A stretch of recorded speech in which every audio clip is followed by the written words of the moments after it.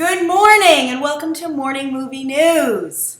Now, as you might recall, a little over a month ago I hosted a giveaway from Dolby Atmos, and that was 3 Blu-rays of Transformers 4: Age of Extinction featuring Dolby Atmos technology. And to win the Blu-ray, you had to enter a one-sentence review over on Twitter, and I picked the top 3 to get a Transformers 4: Age of Extinction Blu-ray. And Dolby Atmos was so happy with the way it turned out and thought your one-sentence reviews were so much fun that they'd given me 3 more Blu-rays featuring Dolby Atmos technology to give away. And this time the movie is Step Up All In. So to win a copy of Step Up All In featuring Dolby Atmos technology, what you need to do is go over to Twitter and tweet me a one-sentence review for the film. And in order to qualify, you need to, of course, have @Grace Randolph in your tweet so I can see it. And you'll know I've seen it if I favorite it. So just make sure you see that and, give me a couple hours to see it. And if I don't, feel free to retweet. And also you have to include the hashtag Dolby Atmos. All right, so your one-sentence review, and I'm sorry to take up some of your characters, but just consider that more of a challenge. So you have to tweet a one-sentence review for Step Up All In featuring @Grace Randolph. I have to favorite it to make sure so you know that I've seen it, and it has to feature hashtag Dolby Atmos. And you have till the end of the day, Saturday, to enter your one-sentence reviews. And I'll announce the winners along with their one-sentence reviews on Monday's edition of Morning Movie News. So good luck, and I can't wait, and neither can Dolby Atmos, to see all your one-sentence reviews for Step Up All In. Also, just to remind you, Dolby Atmos technology is something new to the home theater market. You don't even have to have a Dolby Atmos sound system in your home to have a better listening experience when you watch these Blu-rays, but you've actually heard Dolby Atmos technology before because it's being used in sound mixes for movies that have already been hitting theaters, for instance Godzilla over the summer. And what Dolby Atmos technology does is it allows the filmmakers to put specific sounds specifically in the theater. So it just doesn't happen in some generic area, but you actually can hear Godzilla, for instance, maybe roar or step down, back in the back right of the theater, or maybe in the middle of the theater. So it just allows that precision so that the sound mix can match the quality of the visual effects that you're seeing on screen. All right, so that's the first story of the way, a fun giveaway, and isn't it so nice that Dolby Atmos wants to play with us again here? All right, so the second story of the day is something that got a ton of attention yesterday, and that's the idea that Sony wants to do another Spider-Man movie, but this time featuring Aunt May, and they want to do like an Aunt May prequel, and they're kind of basically ripping off this is what was surmised by Latino Review, and they're basically going to rip off Agent Carter, the spin-off from Captain America, where, Peggy Carter, they follow her, founding S.H.I.E.L.D., etc., with the young Howard Stark and all that. So it's a ridiculous rumor, and the real takeaway everybody had was Sony's lost their minds, they have no idea what to do with this, and they're panicking. Now, I have a couple of theories about this, but let me share one that actually a friend of mine gave me who has some connections to the Spider-Man, universe, the talent that's involved in the comics, not the films. And she made a really good point, well, through her friend, she relayed this information to me, saying that maybe what Latino Review did was they misunderstood the name May, and it might have referred to, Spider-Man's daughter in, I think, an alternate reality, I'm not sure. I don't read the Spider-Girl comics, but Mayday Parker. That's her name, and she becomes Spider-Girl. And Spider-Girl's been quite popular. When the character first was introduced, she didn't have the biggest sales ever, but she had such a strong fan base that I believe her comic book was saved a couple of times by write-ins and, just general buzz from the fan base, which is easier today, of course, with social media. Although it doesn't do much to save Static Shocker, Stephanie Brown, does it? Although those characters are coming back still, though, so I guess it does work, right? It just maybe takes a long time. You have to have faith. But anyway, Mayday Parker does have a very strong fan base, so that makes sense. But then I don't understand the Latino Review would get all of the World War II or spy aspects of the story, so maybe they didn't miss here. So that's the one theory, that it's totally like playing telephone, which is a lot of the way these rumors seems to develop sometimes, and Sony is developing a Mayday Parker movie, not a Aunt May movie. Now, my theory is that, yes, Sony is panicking. And just like I surmised that they're doing casting rumors to see how we feel about it, we might have studios now even going to the place where they like to, test ideas for movies and have us, kind of vote on those as well through the media. And that's like, kind of not fair. We just talked recently about not paying your interns. Well, how about not paying your development department? If Sony is going to use us to decide what movies they should make, I don't know, maybe they should have like a voting system, and if you vote, you get like a discount on the movie ticket when it comes out, right? But that's what I think might be going on. I think Sony's like, you know what? We don't understand this property. We have no idea what to do with it. We know it can be valuable. Emphasis on can. And we're just like, we have no idea where to go next. Because I think that Marvel and DC are doing so many exciting things with their films coming up. Female superhero, non-white superheroes, space, magic, all these different things that I think Spider-Man, the people who were handling that over at Sony are like, well, we don't know where to go next. And I would say, well, the answer is easy. Just tell a good story, a good Spider-Man story, and that'll fix it. But I think that they want to have some kind of headline-grabbing idea. And, but they're even late to the party with this, time travel thing, because the Wonder Woman movie is rumored to take place in the 1920s and then fast forward to World War II. So that's already going to be in the mix as well. So I think an Aunt May movie would be late to the party even in that regard, as Marvel and DC will already have done that. Now, the other thing I want to do is I want to throw in a viewer question here. This isn't the viewer question of the day, but it pertains to the Spider-Man stuff, so I just wanted to throw it in. And Austin Reed was very nice about it. And Austin Reed says, "Hi, Grace. I'm a huge fan, and I hope you picked this question. I did. So I just read the rumor that Sony is making an Aunt May spin-off without Spider-Man." Say, what? Yes, he would not even be conceived yet, so he can't be there.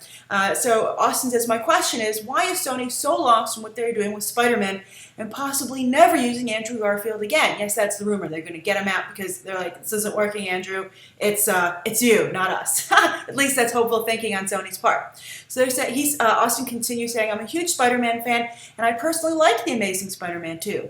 Why can't Sony just give The Amazing Spider-Man another try instead of freaking out and coming up with really random ideas?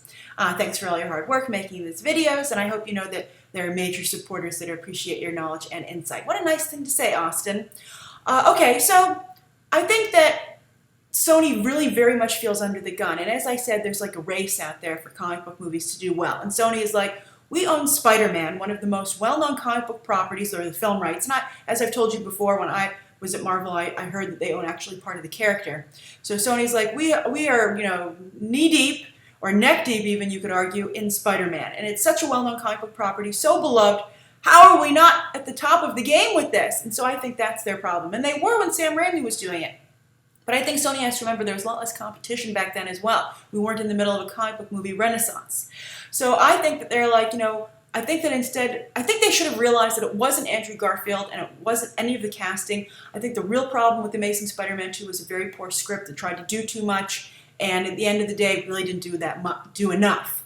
And also I think that the death of Gwen Stacy was, rushed. And also they thought that was going to be some big shocking moment, but it's the most well-known moment in Spider-Man history. So you can't rely on the moment to shock. You have to rely on the way the story is told to impress people. And again, it was rushed. And as you might have read, they were upset that, when they did test screenings, people blame Peter Parker too much for Gwen Stacy's death. So we have to make a scene where Gwen Stacy's like, and you might recall that's in The Amazing Spider-Man 2, where Gwen Stacy's like, "Oh no, I want to be here. You have to let me help you. I'm going to feel horrible if you leave me at home." Blah, blah, blah, blah, blah. Because they were like, well, now audiences won't feel bad that Peter Parker is responsible for Gwen Stacy's death. But the problem is that that's the whole point of Gwen Stacy's death. He is responsible for Gwen Stacy's death. It's a major turning point in his life as a superhero. It really affects Peter Parker for the rest of his life and, run as a character. And it's the reason that Peter Parker's personal relationship takes precedence over his superhero life. He's the only character, as I recently discussed, where his personal life comes first before his superheroics. And it's because of instances like this, when he is responsible for the death of Gwen Stacy. He is the one who snaps her neck because, he isn't experienced enough with how to save people. And just like the death of Uncle Ben, it's incredibly important to the character. And Sony didn't realize that, and I think that's part of their problem. And if they don't ask themselves why Spider-Man's so popular, why these moments in his history matter so much, they're never going to succeed with the movies. And it's disappointing that Mark Webb, although what we've heard, there's been a lot of studio meddling on the Spider-Man films, but Mark Webb should be fighting this more and working harder to get these story points across. So it's disappointing from him as well. But that's what I think the situation is, Austin. It's just like I discussed yesterday with the DC executives, Warner Brothers executives working on DC properties. They just don't care enough to really dig in here, and this is why Kevin Feige is so valuable to Marvel, and why Marvel continues to beat everybody else, because they're the only movie studio who actually takes a minute to think about the characters and where they come from and why they're so popular. And it's such an easy, simple solution, but Hollywood, as we've seen from a number of movies, the screenwriting process seems to be of the least importance to them. So it's unfortunate, but I do think Andrew Garfield will be replaced, and I think that I don't think they're going to make this Aunt May movie after we all rejected and laughed at it, but you're going to see more and more crazy ideas like this, and I think the Spider-Man franchise is going to go further down before it goes back up. All right, so the third story of the day is somebody else thinking outside of the box, interestingly, and we'll see if this is in a good way or not, but this is Lucasfilm. Now, as you might have heard, there was this domain name that Disney registered called Strange Magic, and everyone was like, is it Frozen 2? And got all excited, and then Disney killed everybody's dreams yesterday with a press announcement. I guess they didn't want the Frozen 2 rumor to get too out of control to the point where they finally did make the official announcement for what this project is. People were disappointed, but it might be a little too late for that. But it's actually a Lucasfilm animated movie, and it's an idea from George Lucas. George Lucas is like, I'm done making Star Wars movies, but I'm going to go make some other movies. So that's interesting. I think George Lucas is a very good idea man. He, of course, also came up with the idea for Indiana Jones. But I don't know how much I feel about this idea. And if you've seen the still they released, it's the picture here, if you want to look at it. It reminds me so much of Epic from Blue Sky Studios, which recently came out, which also featured a forest setting full of magical creatures like elves and gnomes, etc. And you know what? Epic was a pretty darn good movie, but it didn't have a very good ad campaign, and I think it just had trouble standing out from the other animated movies hitting theaters. And it didn't do very well. Which is unfortunate again, because I said it's a pretty darn good movie. So if you have some time, I would go and watch Epic, on demand, etc. However you can get it, stream it if it's available. It's worth your time.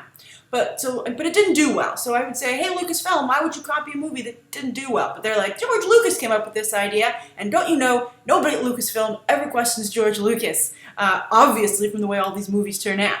So what is it? It's called Strange Magic. As I said, it's about gnomes and fairies, etc. And George Lucas has based it on A Midsummer Night's Dream, because everybody in Hollywood likes to base something on something else that they can point to and say, hey, it's not totally my idea, it's also Shakespeare, and you can't say anything bad about Shakespeare, right? And I'd be like, well, I can say you did a bad job adapting Shakespeare, so fair game. But anyway, it's based on Midsummer Night's Dream, and all these characters are battling over a powerful potion. So that could work maybe, but this is where I think the thing totally veers off track and is making a mistake. They're going to not have an original soundtrack, but feature popular songs, they say, from the past 6 decades. And I'd be like, nobody wants a karaoke or mixtape animated movie. I think that was a big problem for The Book of Life, which has been a solid performer at the box office, by the way, because I think so much of the other aspects of that film are so original. But I think animated movies need original songs. I think that people don't want to see just, a replay of popular music. And I think that Lucasfilm has so much money and obviously has the Disney talent pool to draw from now that they could easily get some original songs for this property. So I don't know why they're not doing that. The talent seems okay, though. Alan Cummings doing the voice, Evan Rachel Wood, Kristen Chenoweth, and Maya Rudolph. And then it's being directed by Gary Rydstrom. Very interesting individual. He is an Academy Award-winning sound mixer. He's won 7 Oscars, been nominated for a slew more. He worked on really popular films like Terminator 2 Judgment Day, and this was largely for Skywalker Sound, so that's his George Lucas connection. But he'd actually jumped to Disney before George Lucas, over working on their animated films doing sound design, and also at Pixar, he was trying to become a director. He directed the animated short Lifted, which is about that alien trying to abduct somebody out of their house. You might recall it was like almost a decade ago. And he wanted to do the Project Newt for them, but it went on indefinite hold. So he was like, I'm never going to direct at Pixar. And maybe he was complaining to George Lucas, and he's like, I'll give you a directing job, Gary. Here, make this movie. So we'll see how it turns out. It's coming out in January. Oh, yes, and Gary Rydstrom also directed the English language voice tracks for the Miyazaki films. But that's just directing, that's voice direction. Who knows how he'll handle an actual animated movie. It's very different. So we'll see. It's going to sound great, that's for sure, right?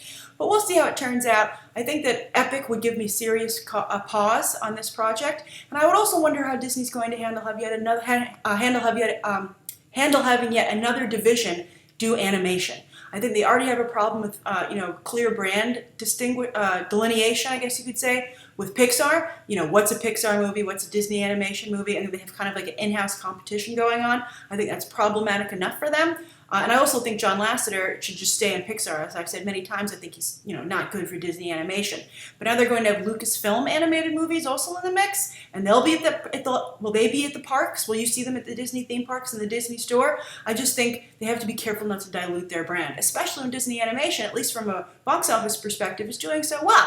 And it does have a lot of fans for Frozen. We'll see how Big Hero 6 plays out. But I'm curious to what you think about the movie, and also what do you think about Disney having another division which produces animated movies? The more the merrier, or brand dilution? All right, so let's go on to the viewer question. And this actually spins out of yesterday's episode when I talked about the Blacklist, that screenwriting initiative out of Hollywood, which has for decades highlighted the best unproduced scripts, but is now reaching out to all kinds of screenwriters, including aspiring screenwriters, to try and hook them up with producers without agents and managers. So it's a really great initiative.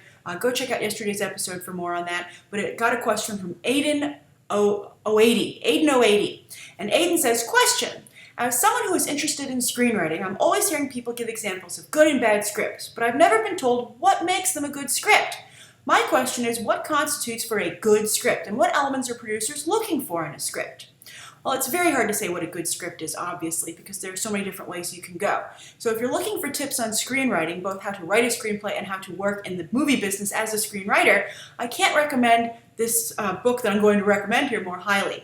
And it's by William Goldman, one of the most famous screenwriters ever to work in Hollywood. He wrote The Princess Bride, All the President's Men, Misery, Butch Cassidy and the Sundance Kid, The Marathon Man, and he wrote a book a couple of years ago, but it's still totally relevant and very helpful, called Adventures in the Screen Trade, A Personal View of Hollywood and Screenwriting. It's a very long book, but it does feature actually the screenplay for Butch Cassidy and the Sundance Kid, which William Goldman breaks down for you. And you can get it on Amazon. I've put a link down below in the video description where you can get it, and I highly recommend that you check it out. Also, read as many screenplays as you can to get an idea for what should be in a screenplay and just what's a good screenplay, just to see how it works, because sometimes changes are made when it gets to the big screen, so you really need to see what the screenwriter contributed there. I think one of the biggest rookie mistakes is too much description in a screenplay before the scene starts, and your job is really to set up the structure of the film, the dialogue, character dynamics, character arcs. You don't have to worry so much about the look of the movie, because that's where the cinematographer and the director, etc., come in. So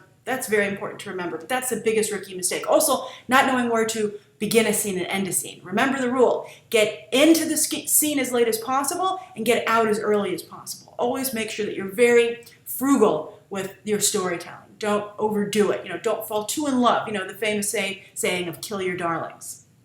Don't fall too in love with anything that you write.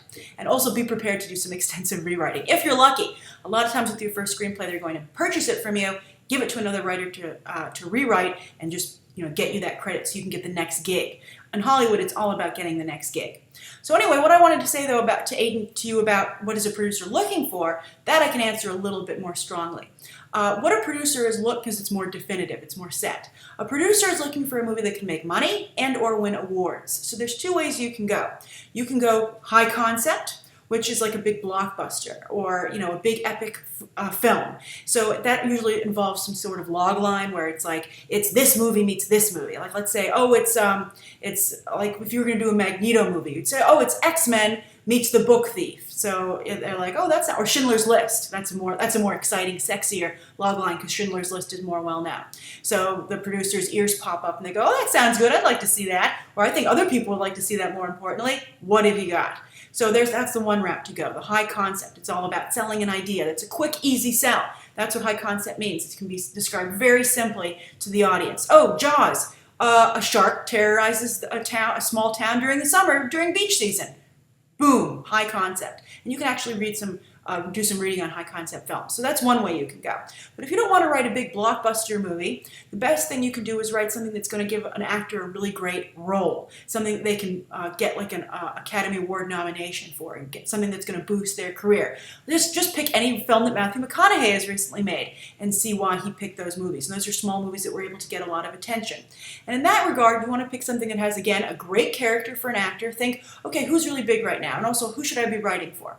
So write something for that that person. Make sure it has a really strong character arc. And if you can find an interesting true story, that always does well in addition. For instance, there's this movie that everybody's talking about right now. There's actually a lawsuit involving it. It's The Man Who Made It Snow.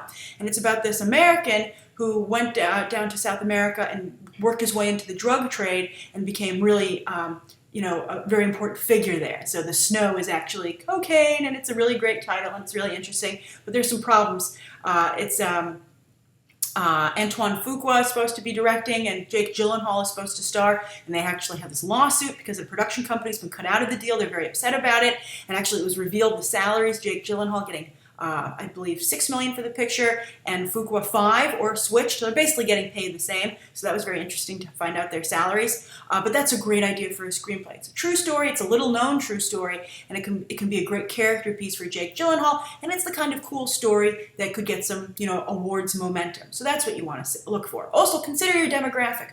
Who is your movie for? Hollywood likes to have a clear-cut idea of who they're selling it to.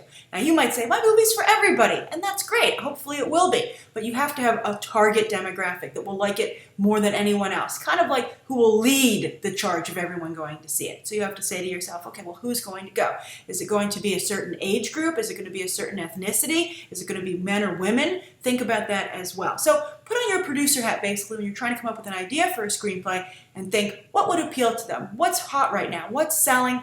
What would people buy a ticket to see? That's what you have to always remember. This is a business, so that's what producers are looking for. All right, thank you so much for tuning into Morning Movie News. That's today's episode. Don't forget, you have till the end of day Saturday to enter your one-sentence reviews for those Dolby Atmos Blu-rays for Step Up All In. Write down below what you think of today's top 3 stories and the viewer question. Anything you'd like to see covered tomorrow, any questions that you might have. Thanks for watching. Bye.